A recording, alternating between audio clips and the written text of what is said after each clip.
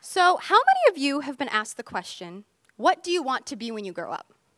Yes, hands, I'm sure. Why do we ask this question? I mean, I can tell you, as kids, a lot of us feel like we have to be prepared to answer it at all times. See, the funny thing is, though, I hear from adults constantly that they still don't know what they want to be when they grow up. The US Department of Labor states that a person holds, on average, 11.7 jobs from the ages of 18 to 48. So if adults don't even know what they want to be when they grow up, then why are we asking kids this question? People are always asking me what I want to do next. Do I want to be the next Rachel Ray? Do I want to have my own restaurant, maybe be on TV? They say, oh, it must be so nice to be so young, so far down your career path, and to have it all figured out. Well, guess what? I definitely do not have it figured out. I started my cooking journey at age 9 because back then I used to get teased for bringing healthy school lunches because my classmates thought that they were uncool. My dream back then was to be a Food Network star so that I could spread the message that being healthy is cool, and that was my motto. Yeah.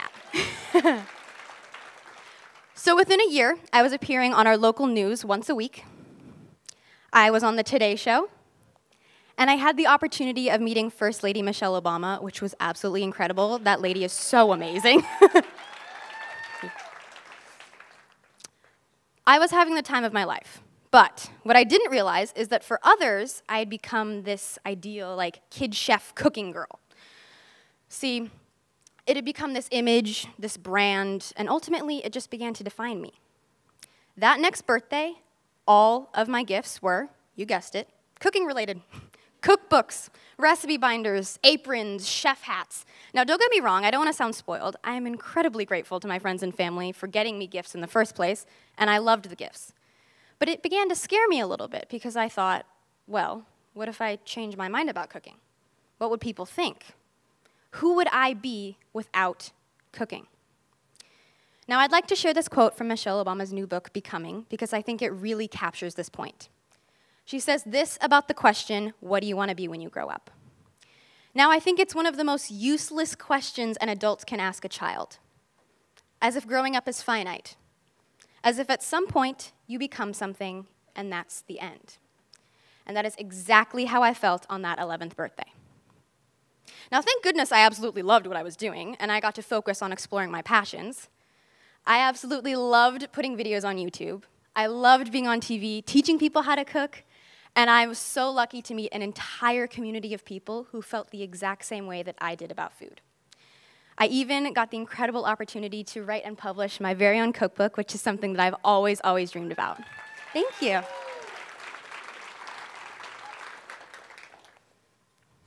I'm also so grateful to my entire supportive family. They're sitting out there somewhere, because they always encourage me to explore my other passions, right? I'm a teenager, so I had other interests like skincare, volleyball, fashion, fitness, and they told me I could always quit the cooking thing if I wanted, so I never felt pressure or stress. And throughout this journey as well, I've had the amazing opportunity to meet so many amazing people with absolutely incredible careers.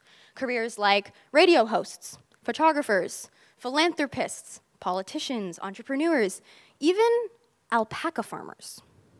I know, alpaca farmers, they're amazing. And I mean, especially at this event today too, I get to be around 4 inspiring, amazing women with incredible careers that I cannot wait to learn more about.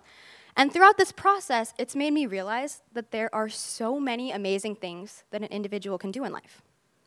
And they should never feel pressure to be labeled as just one of them because it's what someone tells them they should do or thinks that they should do. And it helped me realize that I can be more than just the kid chef or the cooking girl. So here's the thing.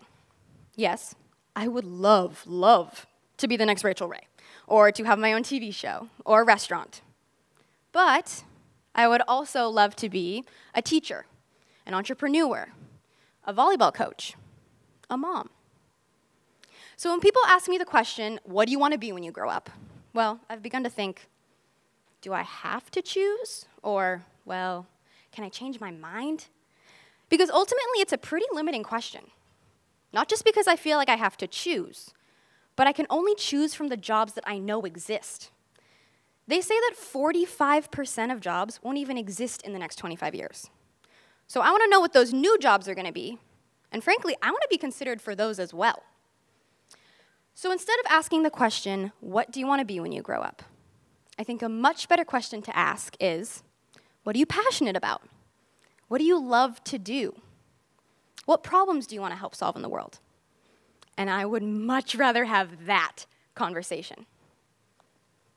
The amazing thing about being a young person is we have our entire lives ahead of us, so many different paths we can take. I mean, we can be whoever we want to be or whatever we want to be, and we don't have to be limited just to one hobby.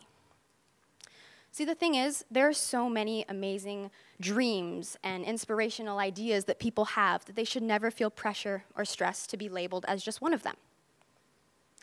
So ask kids, whoops, there we go. So ask kids what makes them happy, how we want to make others feel, what impact we want to have on the world. There are literally thousands of different career options that fit the passions I have now. And, well, if my passions change, then I have 1,000 other ways that I can help impact the world. Today, I am passionate about cooking, fitness, skincare, fashion, and family. So let me ask you. Oh, I'm not done yet. I have one more question. So let me ask you, what are you passionate about? Thank you.